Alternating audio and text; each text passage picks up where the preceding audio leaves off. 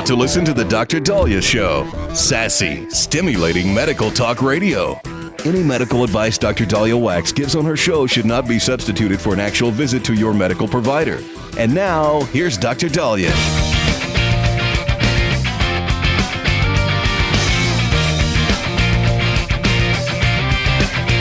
All right, we are back on the Dr. Daliah Show. Thank you all for tuning in. 1-877-Dr. 1-877-DOCDALI. So I don't know how many more lessons we need to be taught, but this is some scary, scary stuff. So another hospital network was attacked, cyber attacked. And I think it might have happened after an employee downloaded a malicious file without knowing. I think they're still trying to work out the details. But what is being revealed is how a patient allegedly died and multiple other patients were mistakenly given either wrong medication or treatment delayed because of the cyber attack. Now, as a physician who trained when we had paper and pen and when we had to calculate all of our own calculations and, order tests pretty generically and granularly with a paper and a pen, I am shocked when you hear some of the things that happened. So let me just break this down for you, because as a patient, this is kind of concerning. So Ascension Hospital Network was apparently cyber attacked. And they said there were multiple patients who were possibly harmed given improper medications, administered narcotics by mistake. They said one case, a female patient suffered a cardiac arrest and died after data mishaps delayed test results that would determine her life-saving treatment. One person got narcotics by mistake and had to be admitted to intensive care because they started to go into respiratory arrest. Another nurse at the Kansas branch recalled a near miss where he administered accidentally a potentially life-threatening dose of narcotic to a baby because of confusing paperwork. Now, employees at Ascension, it's a Catholic healthcare system with more than 140 facilities across the country, according to Daily Mail, said these patients are just some of those that are now continuing to be, I guess, affected by the cyber attack that this has been going on for about a month. And so the healthcare institution detected unusual activity across its networks. And so doctors and nurses were locked out of digital systems and they couldn't access vital details about patient care. Now, they said on June 14th that access to the network was restored, but apparently now we're hearing some of the mistakes and the issues that happened. And so, I'm, again, as a physician, I'm confused, and I have not been training in the hospital since the late 90s. That's when I trained. So I understand that networks are different. I understand that we have electronic medical records. I understand that we have computers and technology, and there are locks, and this technology was instituted to protect patients. But if the power goes out or your computer dies, you still should have the medical acumen to take care of a patient. Now, I know there's people say, but Dr. Daliah, you need the calculations, you need the tests, you do. But then you go downstairs to radiology, you go downstairs to the lab, and you order the test. If the test result is not back, you ask for the lab to do its stat. I can't tell you how many times I waited at the lab while the test was done stat, even if the test had to be redone.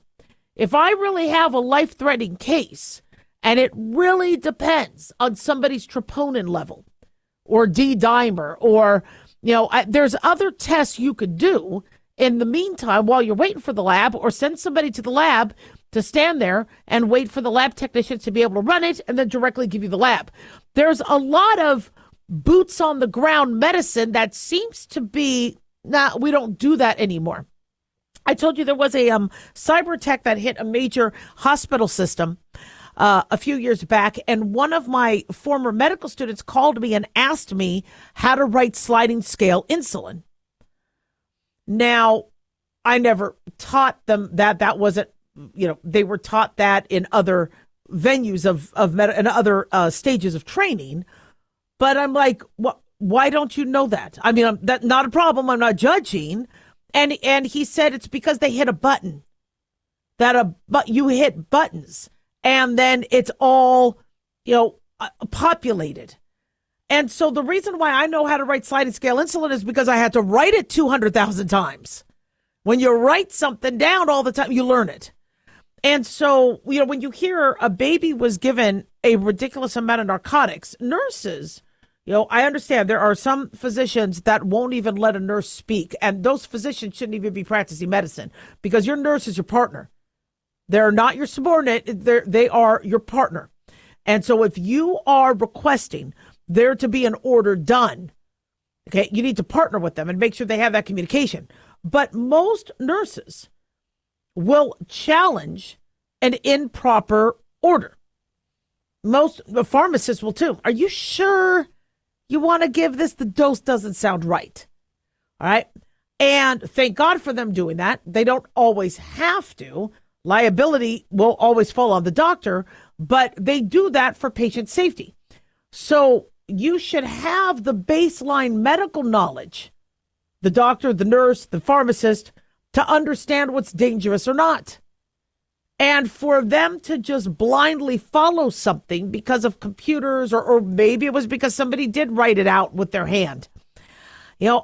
I'm mixed. Having bad handwriting and seeing doctors with bad handwriting, yes, it's nice to not have to decipher bad handwriting. I can't tell you how many times people had medication errors because of crappy handwriting. And the reason why there is crappy handwriting is when you write thousands of notes a day, yeah, your hand gets tired, the handwriting suffers, right? That happens. And it's horrible and it shouldn't happen. But we also should not be so dependent on a technical system that we aren't using common sense. And all hospitals and all medical centers should have protocol, many do, of what happens if the computer dies. What you can do traditionally, old school. And if they can't manage patients correctly, they got to look at the training of who's working there as well as the protocols. 1-877-DOC-DALI, don't go away.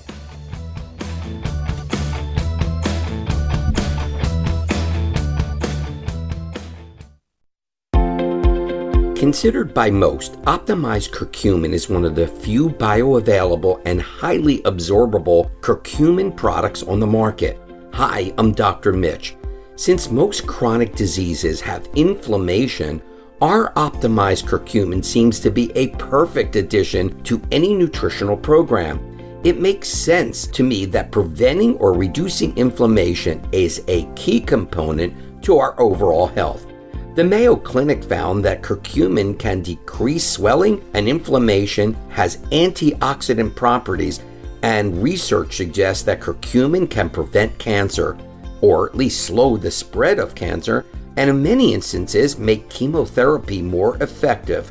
It protects our healthy cells even from radiation.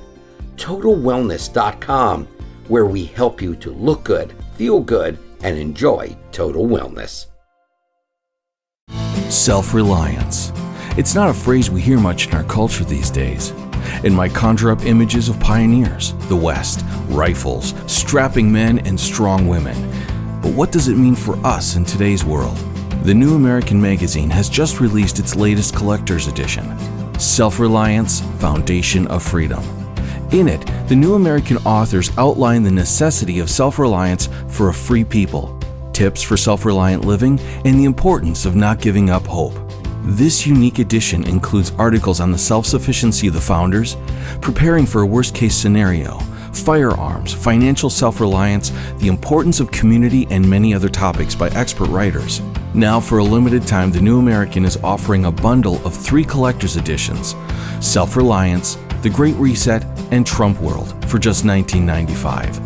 Available at shopjbs.org. Visit shopjbs.org today.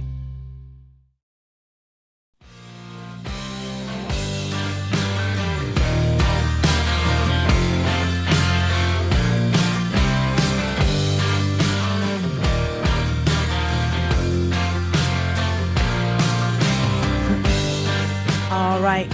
We are back on the Dr. Daliah Show. Thank you all for tuning in. 1-877 Dr. Daliah, 1-877 DOCDALI. Big thanks to Talk Media Network for making the show happen. And big thanks to Daniel, our producer. So one thing I am fascinated about is the psychology behind sports and sports fans. And I write about it a lot. It mirrors regular life. It mirrors relationships. It mirrors work. And I love sports. And Caitlin Clark, superstar, Indiana Fever first draft pick, rookie year, still doing amazing. And she has brought a lot of viewers and a lot of money to the WNBA based on her popularity and her rise to stardom in the college scene and now professional. And she's been in the news a lot. And I think we need to leave her alone. Let her just play basketball. Let her do her thing. But it is headline after headline. This time it has to do with, and understandably so, the fouls that are not being called. Apparently she's getting hit and smacked in the head. One time she didn't even have the ball, and somebody just went and knocked her down. And I guess with the latest, she was trying to score, and somebody I think hit her in the head or slashed her arm. And I don't watch WNBA as much as I want to because I've just been so busy, and the games I've caught have been fantastic. Oh my gosh. And we have a team, the Aces in Las Vegas, who are if you can watch it, it is phenomenal. But I keep seeing people just pummel Caitlin Clark, asking about her genetics, asking about her sexuality, about her stance on racism, and just let the girl play. Let the girl play basketball. Yeah, I don't think she asked for all this. I think, her rise to stardom, can be very lucrative for her. But as with anybody, once you get into that celebrity status, come the haters. And my worry, when you see this, is obviously the safety. I mean, there are some big people, in sports. When you watch football and hockey, and oh gosh, when I watch hockey, I've been watching the playoffs, Panthers and Oilers, and you see the injuries they sustain, especially falling on the ice. Any sort of these other attacks would be assault. I mean, there would be criminal charges, slashing, high stick, roughing the passer. When you look at these things, these would be criminal offenses. But in sports, they're fouls. And when the referee doesn't call it, and the WNBA refs are being criticized for their lack of officiating, when Caitlin Clark, for example, gets hurt, I from a doctor, I get a little nervous. Now, from a health standpoint, I want to make sure players are safe. Now, I get, once we start to Pro Bowl football and kitten glove and make it all touchy-feely, viewers stop watching. One of the reasons why viewers are watching is they want to see the heat. They want to see, the blows. They want to see, just like with hockey. What is the most exciting thing in hockey? It's not the goal, it's the fight. Hockey fights, I got to tell you, actually, there's a video of goalie hockey fights where the goalies on opposite sides, they aren't even interacting throughout the whole game. They're on their opposite sides. And there's videos of goalies. Once there's a brawl and there's a big mayhem in the middle of the ice, you see them start to pull off their gear and just go after each other. Yeah, it's fun to watch, but oh my gosh, people are getting hurt. They're getting hurt really badly. I know hockey players, and they're missing teeth, and you see the scars, and And so what's interesting about the psychology of sports, I never understood when I was younger why people were screaming at a television set for a game, until I started to put money, on games. I go, okay, now I see that. To lose a game or to lose money, or you'd see your team lose because a ref made an improper call, that's a problem. That's not cool. And I think we get very frustrated with sports because we're trained as kids to be fair. We're trained as kids as to what, one of the reasons why people are so frustrated with politics right now, like squatters. Okay, if you're doing something wrong, all the powers in the world are on, the side of good against evil. So if you're moving into somebody else's house and it's not your house, then every resource out there should be able to rectify this and to correct it. And no, it's not happening. We're going to be talking about how some states are trying to alter their laws so that it doesn't end up so costly and debilitating when somebody moves into your house when you go on vacation or care for a family member. So when you see something wrong happen in a game, you know the rules. The players have to know the rules. The refs have to be trained in the rules, and they don't call something a foul when it's obvious, or they didn't see it. Flag never thrown on the football field. You get mad, and I don't blame you for getting mad. But it's this innate sense of that's wrong. Everybody sees it. Fix it. And it's very difficult to swallow knowing that wrongs are not being fixed. Look at how that community in New York waited for that illegal immigrant that raped that 13-year-old girl to go to a store. I think it was like 12:30 at night, and then they jumped him and held him down. Look at how the community was like, we are going to fix the wrong. If nobody can find the guy and law enforcement is overwhelmed, God bless law enforcement, but, they're overwhelmed because there's not enough. They were defunded, and, people have crapped on law enforcement so long, there's only so much they could do. But the community caught the guy. And so what's going to happen is if society thinks something is wrong and other individuals don't see that it's wrong, they take matters into their own hands. Where this gets complicated is not everybody agrees on the wrong. Look at how divided we are on abortion. Is it wrong to end the fetus life? Or is it wrong to ask a mom to continue the pregnancy? Is it wrong to, move into a person's house and stay there and, show a fake lease? Or is it wrong to accuse somebody who might have a valid lease that they're not supposed to be on the property? We can't agree on right versus wrong. And that's why we're having problems. And so from a sports standpoint, I think it's pretty obvious. You see the replay, you see that, and I've had issues with refs and games. I've screamed at television sets too. But we can't always take matters into our own hands. I want us to be good citizens. I love Good Samaritan laws. You see something that's not right, you help that child, you help that person, you help law enforcement. And law enforcement was very, very happy. That community stepped up. That was, then they were thanked and applauded for with that rapist. A 13-year-old girl, come on. But look at how people can't agree on how wrong the Hamas attack was. There's hostages, even American hostages, still in Gaza. And you have people actually wanting to stop. And and I get it. It's a complicated matter. War. Nobody wants to see anybody die. But when we try to narrow down what should be the next step, we have people that won't even condemn the October 7th attack.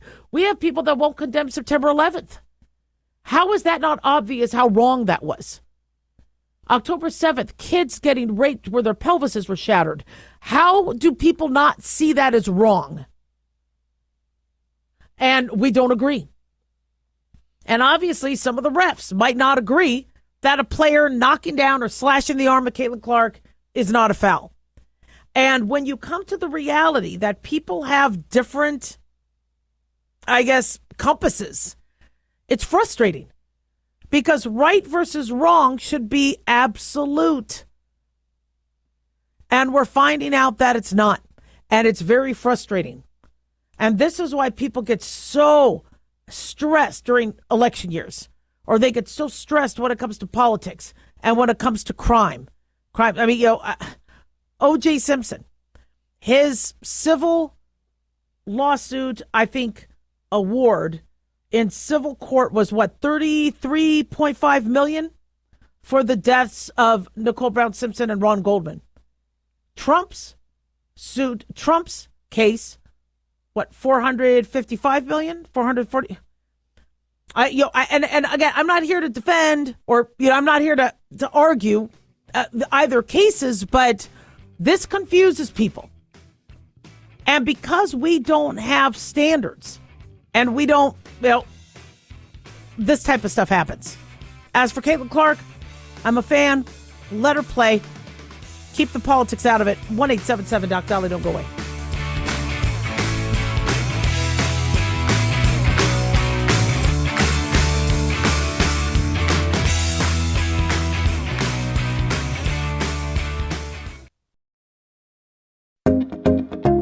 Did you know that healthy arteries make a gas? Yes, actually 3 known gases. Hi, I'm Dr. Mitch, and nitric oxide is a gas that's readily made all day long to keep our arteries open by relaxing the blood vessel walls. By doing this, our circulation is increased, bringing blood, oxygen, and nutrients to every part of your body. Both age and poor diet can lead to a loss of this precious gas, and in turn, blood pressure can go up, energy can go down, and you can get tingling in your hands and feet. Well, our product, Ultimate Nitric Oxide, can easily help fix this lack of nitric oxide. Go to TotalWellness.com. That's TotalWellness.com, where we are helping you to look good, feel good, and enjoy total wellness.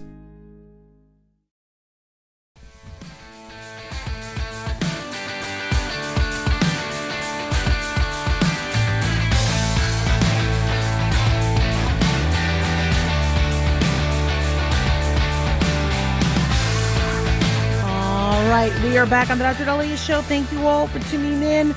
1-877 Doc Daliah, 1-877-DOCDALI. Don't forget to follow us on Twitter, formerly known as X, Facebook, The Dr. Daliah Show, and on YouTube, click like and subscribe. Okay, so, all right, Pornhub. Big headlines in the news, and issue that has been taken up by multiple states are age verification laws. And we have been hearing there's been a lot of back and forth between state legislatures and some of these pornographic websites as it pertains to verifying somebody's age.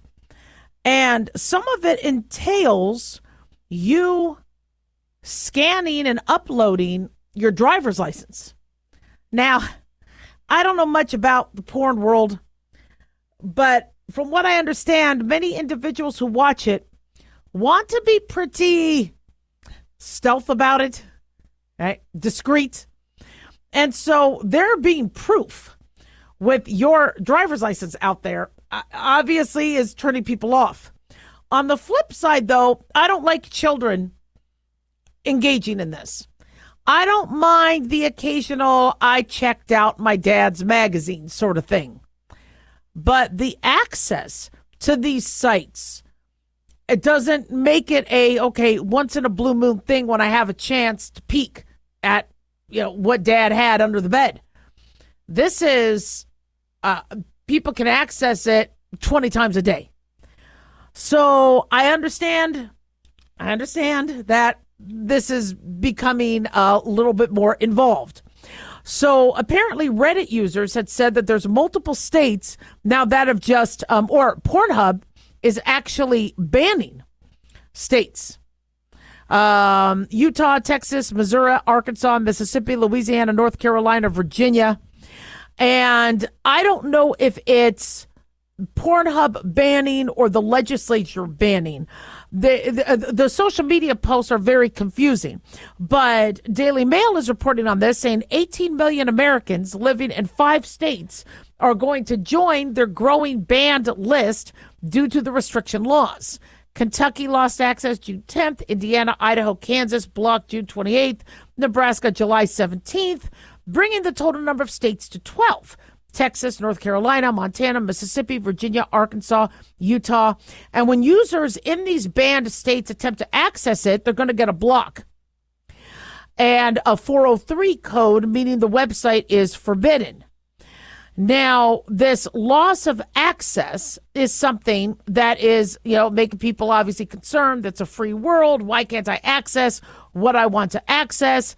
But age verification laws are starting to become, I guess, more popular in these states.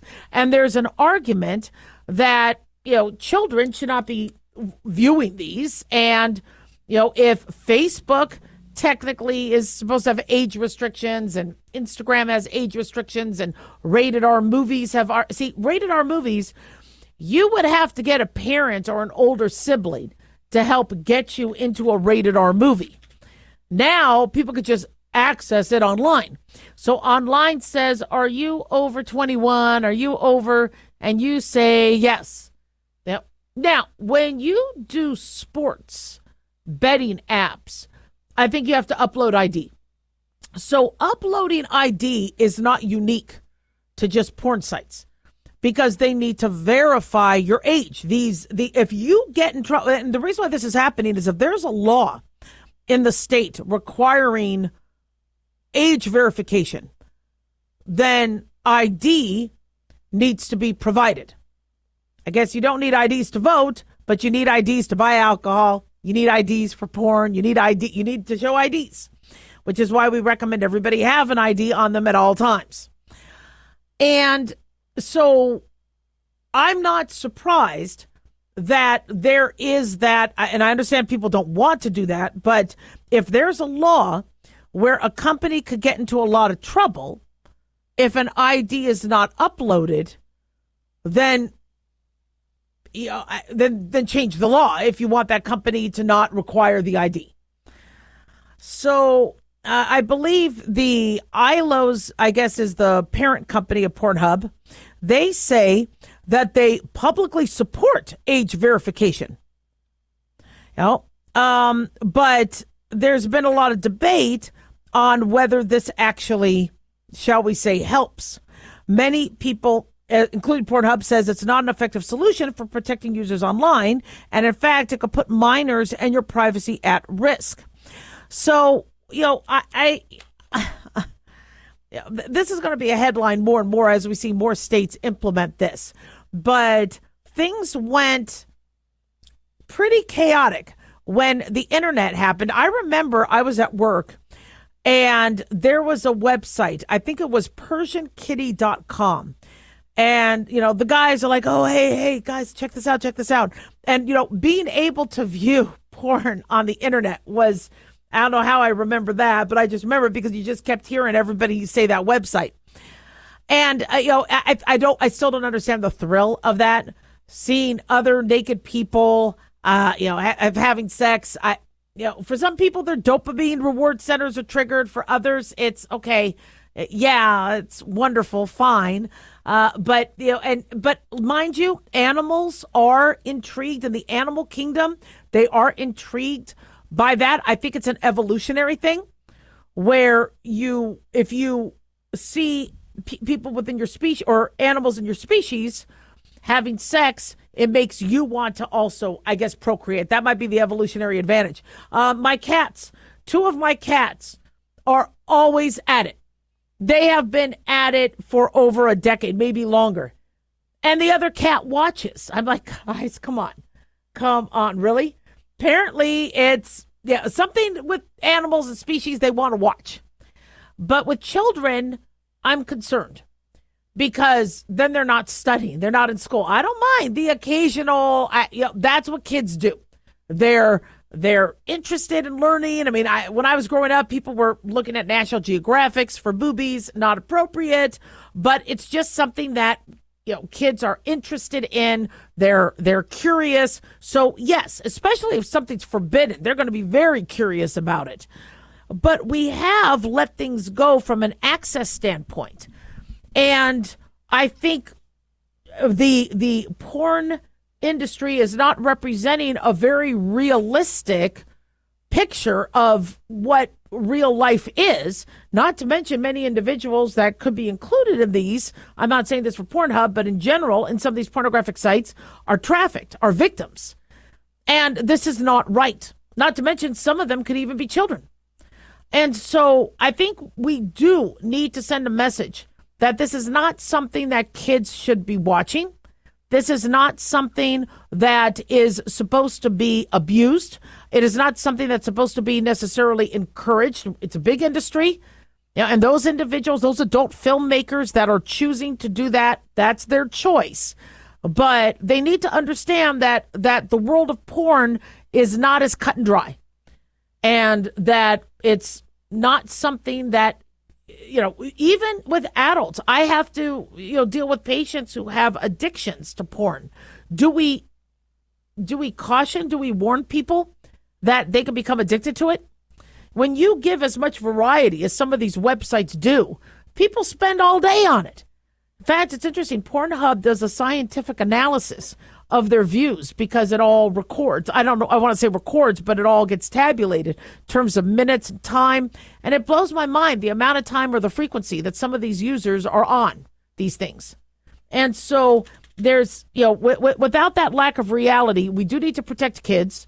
We do need to, I do think an age restriction is appropriate. Does it work? I don't know. I mean, look at Facebook and Instagram. We saw that those didn't work. Just like alcohol, kids are still getting alcohol. But at least it provides a layer of protection. 1-877-DOC-DOLLY, don't go away.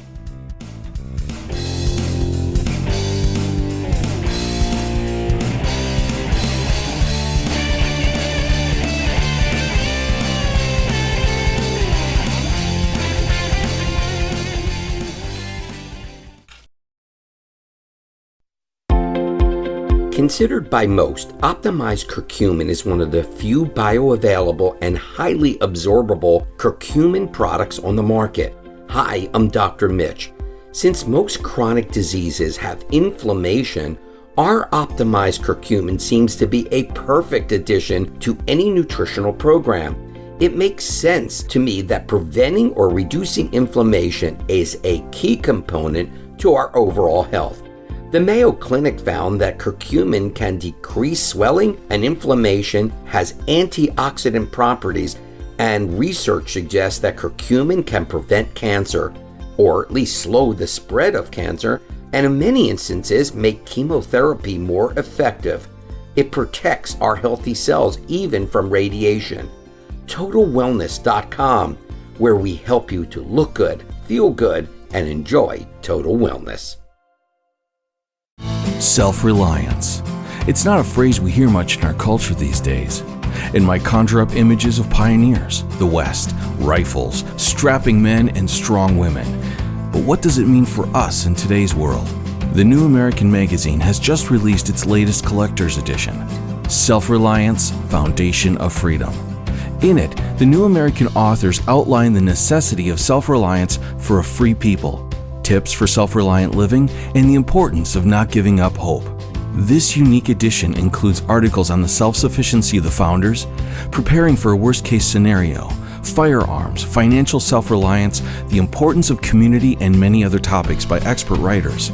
Now, for a limited time, the New American is offering a bundle of 3 collector's editions: Self-Reliance, The Great Reset, and Trump World for just $19.95. Available at shopjbs.org. Visit shopjbs.org today.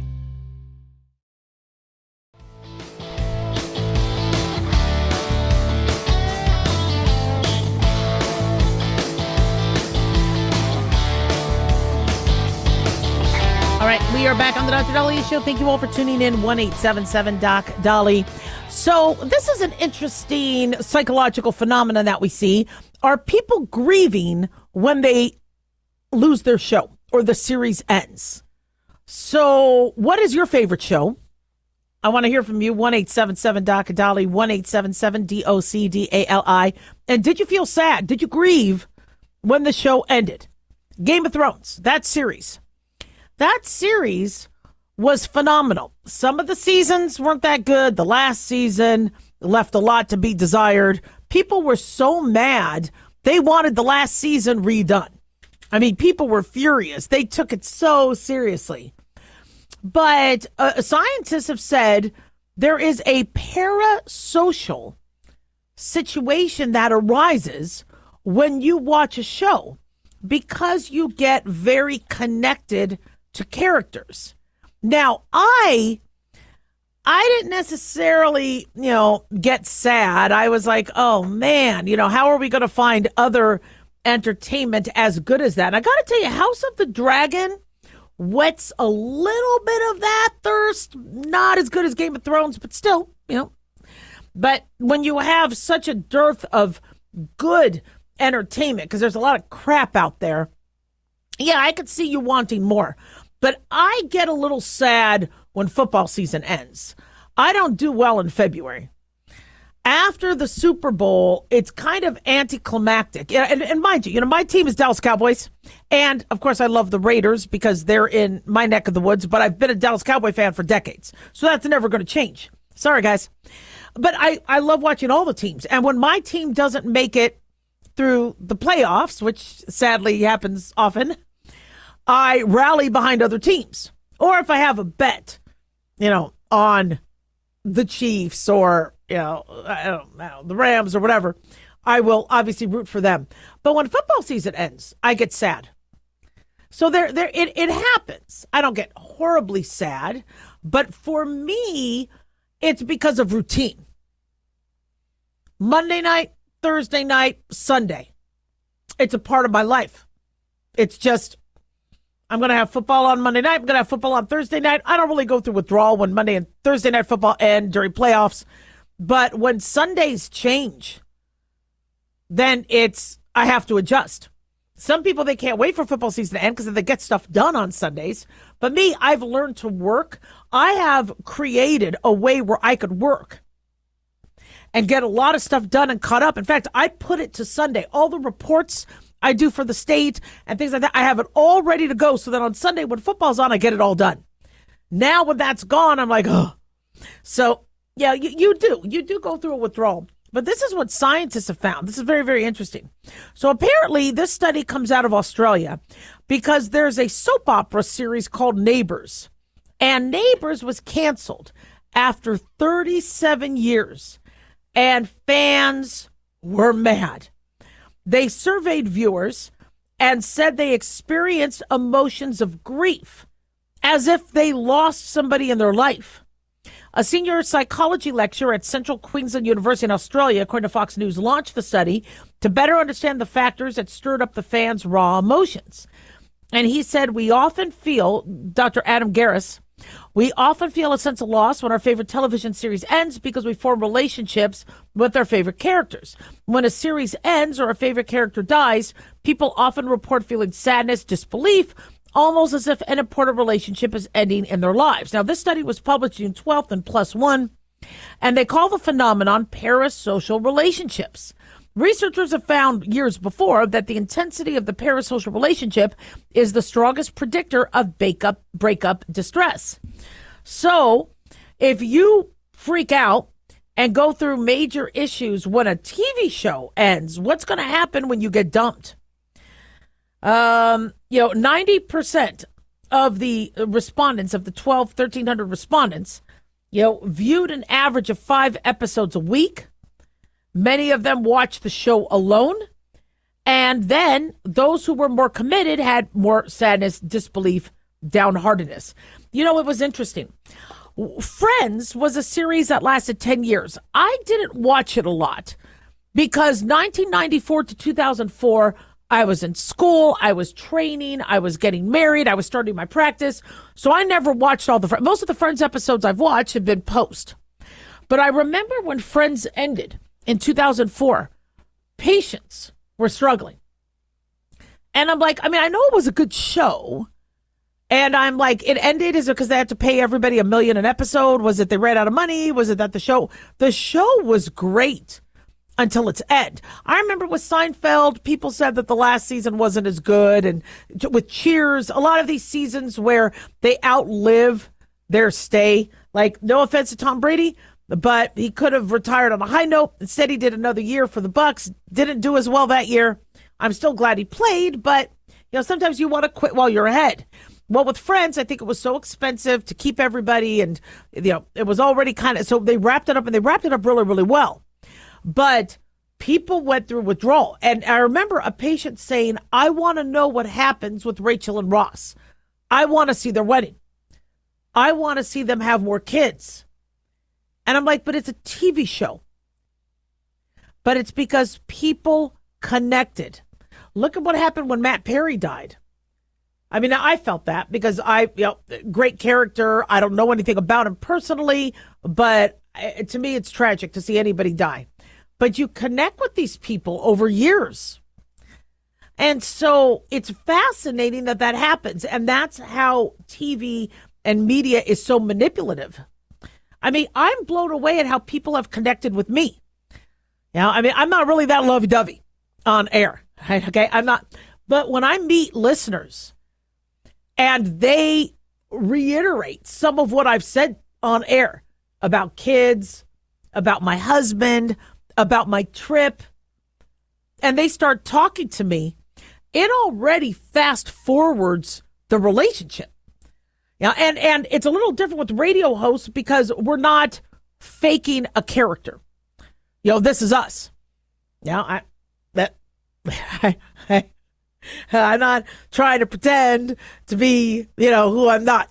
I mean, I might lie about my weight, but for the most part, you guys are getting the real Dr. Daliah. That's who I am. I'm Daliah. But people feel connected. And that's what happens with celebrities and fans. Sometimes you have individuals with great mental health, and they understand that there's boundaries. But you have other people that go, no, I'm in love with you. And I am the only one you spoke to because I was the only one watching your movie at the time. I was the only one in the theater. So I'm the one. I am your fan. You and I have to connect. You and I have to be together. And that happens. I've even had fans like that. And so sometimes when somebody does struggle with boundaries and mental health issues, they could take that to another level. But, for those of you that do feel kind of sad, how to combat that? What do you do? Well, one, you got to have more in your life than the show. I tell these young girls that are Swifties, I think Taylor Swift is fantastic, but you could be unfortunately, setting yourself up. What if she doesn't go on tour? What if she doesn't, so you have to also have other likes. The problem is we feel like we are being disloyal. I will root for another team. And my Dallas Cowboy brethren go, whoa, what are you talking about?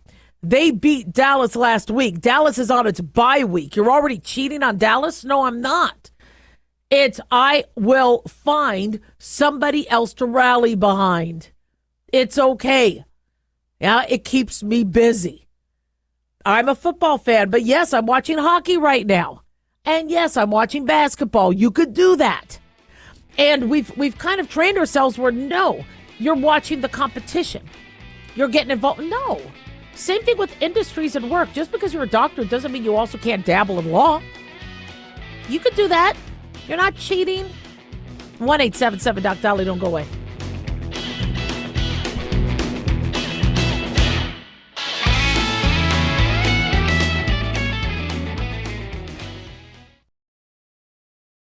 Dr. Daliah here. Are you tired, burned out, gaining weight, succumbing to the daily pressures of life? Well, how's your dopamine doing? How you feel right now, how you'll feel an hour from now, and how you'll feel next week is completely reliant on your dopamine. Our daily motivation and willingness to push through challenges depends on the intricate chemical process dopamine provides. Christian Kalikas and I created Deploying Dopamine, a book that tells you what dopamine is, when it dysfunctions, and how to successfully deploy it when needed. Find Deploying Dopamine on Amazon today. Check it out.